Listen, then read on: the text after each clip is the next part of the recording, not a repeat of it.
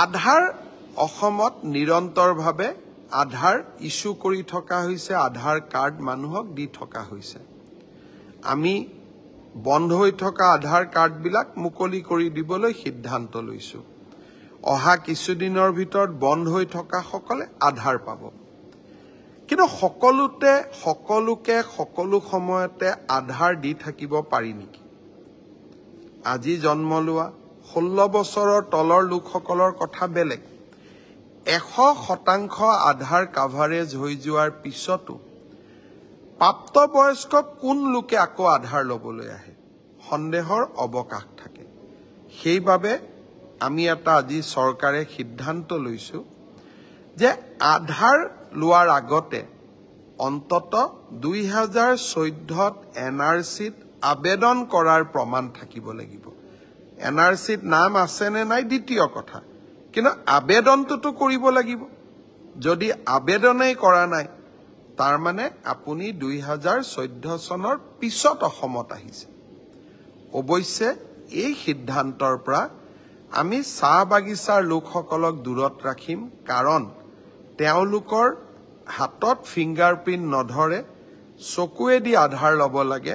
আমি মেচিন আনিব পৰা নাই, কিছু আধাৰ আমি জেনুইনলি দিব বাকী আছে। কিন্তু আন অঞ্চলসমূহত এতিয়াৰ পৰা আধাৰ ল'ব লাগিলে অন্তত NRCত আবেদন কৰাৰ প্ৰমাণ আমাক লাগিব।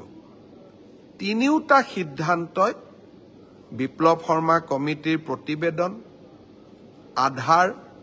আধাৰত কিছু চাই চিতি আধাৰ প্ৰদান কৰা আৰু পূৰ্ণ পৰ্যায়ত বিদেশী চিনাক্তকৰণৰ প্ৰক্ৰিয়া আৰম্ভ কৰা, এই তিনিওটাই আমাৰ জাতিটোক সুৰক্ষিত কৰাত সহায় কৰিব। ট্ৰেডিঙৰ লগত জড়িত অপৰাধীবিলাক ধৰিব পাৰিবনে নাই? মই যেতিয়াই সাংবাদিকক লগ পাওঁ, এগৰাকী বিশেষ অভিনেত্ৰীৰ কথাও মোক সোধে। মই অৱশ্যে কোনো ব্যক্তিৰ বিৰুদ্ধেও ক'ব নোখোজো আৰু মই ব্যক্তিগতভাৱে ঘটনাটো চোৱাও নাই।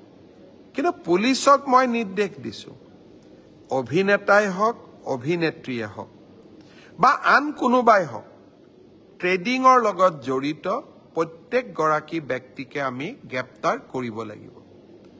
আৰু এই ট্ৰেডিঙৰ লগত জড়িত ঘটনা যাতে অসমত পুনৰাবৃত্তি নহয়, তাৰ বাবে আমি ব্যৱস্থা ল'ব লাগিব। মই ৰাইজক এটা অনুৰোধ জনাম, সকলো মানুহে ষ্টক এক্সচেঞ্জত টকা বিনিয়োগ কৰিব পাৰে।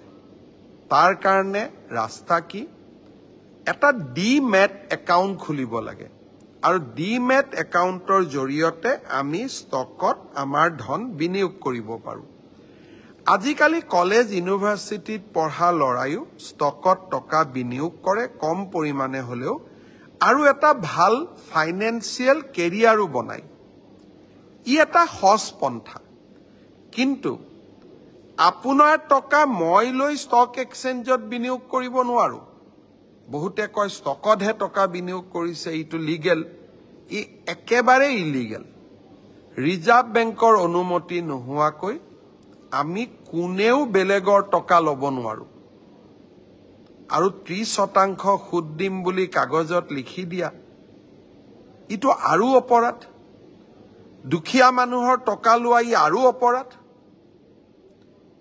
আমি অসম পুলিচক আজি এটা SIT গঠন কৰিব দিছো, যাতে এই ধৰণে মানুহৰ পৰা টকা সংগ্ৰহ কৰা প্ৰত্যেকজন ব্যক্তিক আমি গ্ৰেপ্তাৰ কৰিব পাৰোঁ। বহুতে কয় যে এই ঘটনা চলি আছিল, ময়ো নাজানিছিলোঁ। কিছুদিন আগতে এটা এনেকুৱা ট্ৰেডিং কোম্পানীয়ে মোক অনুৰোধ কৰিলে যে 1 কোটি টকা আমি CM ৰিলিফ ফাণ্ডত দিব খোজো। মোৰ সন্দেহ হ'ল যে 1 কোটি টকা ডেকা ল'ৰাকেইজনে কিয় দিব খুজিছে CM ৰিলিফ ফাণ্ডত? তেওঁলোকে টকাই বা ক'ৰ পৰা পালে? তেওঁলোকৰ বিষয়ে কিছু খবৰ সংগ্ৰহ কৰিলোঁ। লগে লগে মোৰ সন্দেহ হ'ল, পুলিচক ঘটনাটোৰ তদন্ত কৰিব দিলোঁ। আজি এতিয়া ঘটনাটো বিয়াগুম ঘটনালৈ পৰিগণিত হৈছে। মই আশা কৰোঁ পুলিচে ক্ষিপ্ৰতাৰে তদন্ত কৰিব আৰু ব্যৱস্থাও ল'ব।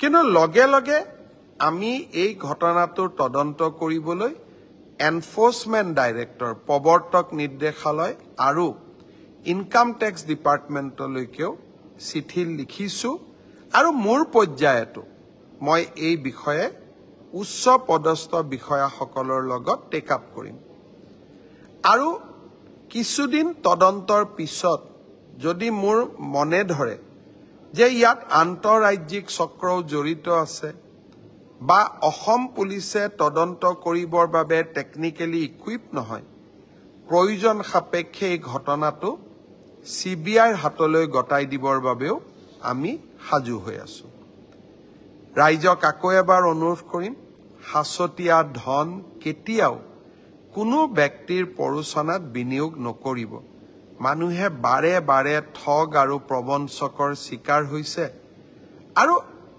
আমি এনেধৰণে নিজক কিয় ঠগ আৰু প্ৰবঞ্চকৰ শিকাৰ কৰিম আশা কৰো আপোনালোকে মোৰ কথাখিনি সকলোৱে বুজি পাব